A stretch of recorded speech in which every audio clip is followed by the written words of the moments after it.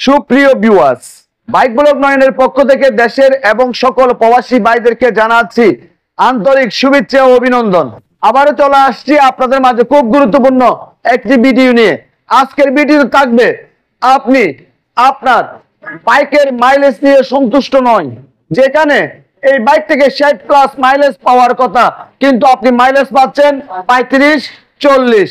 কি করবেন, কিভাবে এই সমস্যা আপনি সমাধান করবেন?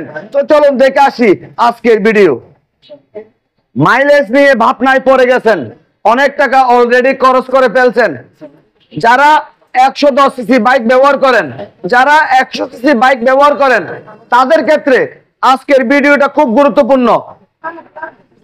কি করবেন, কিভাবে এই সমস্যার সমাধান করবেন, সর্বপ্রথমে আপনাদের সাথে শেয়ার করব আপনার বাইকের এসপেল প্লাগ পরিবর্তন করে দিবেন সার্ভিস সেন্টার থেকে, আপনার বাইকের এয়ার ফিল্টার পরিবর্তন করে দিবেন সার্ভিস সেন্টার থেকে, আপনার বাইকের টেফিট অ্যাডজাস্ট করবেন, ইনটেক বাল্বের মাপ থাকবে 0.05 mm আর এক্সজস্ট বাল্বের মাপ থাকবে 0.10 mm, এবং আপনার বাইকের চাকা ফ্রি আছে কিনা দেখতে হবে।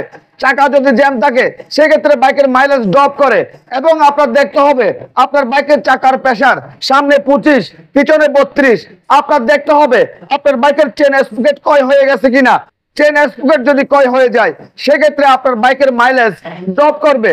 আপনার বাইকের সব কাজগুলি আপনি করিয়েছেন, সার্ভিস সেন্টার থেকে এসপেল প্লাগ লাগিয়েছেন, এয়ার ফিল্টার ফোমটি পরিবর্তন করছেন, চাকার প্রেসার সামনে 25 পিছনে 32, চেন স্প্রকেট ভালো আছে, চাকা জ্যাম নেই, সেফিটও আপনি অ্যাডজাস্ট করিয়েছেন সঠিক মাপে, তারপরেও কিন্তু আপনি আপনার বাইক থেকে মাইলেজ ভালো পাচ্ছেন না।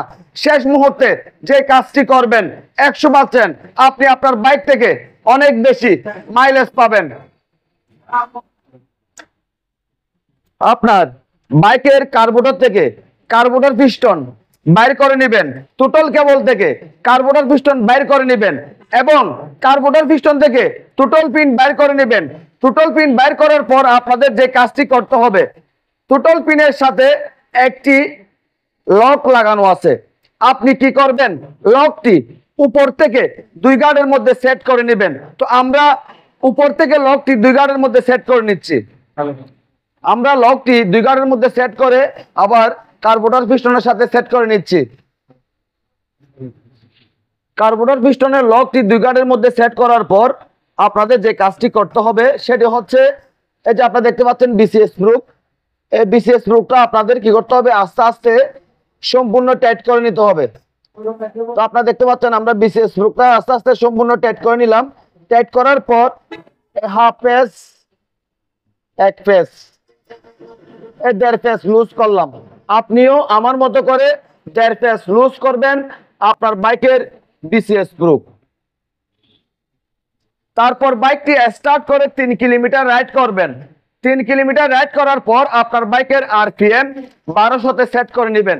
সেক্ষেত্রে আপনি আপনার বাইকটিতে অবিশ্বাস্য মাইলেজ পাবেন। তো আপনাদের যদি আমার আজকের ভিডিও যদি ভালো লেগে থাকে, লাইক করবেন, কমেন্ট করবেন এবং বেশি বেশি করে শেয়ার করে দিবেন, আর আমাদের ছোট্ট পরিবারটি সামনের দিকে এগিয়ে যাওয়ার জন্য সুযোগ করে দিবেন। সবাইকে অনেক অনেক ধন্যবাদ জানিয়ে আজকের মতো বিদায় নিলাম।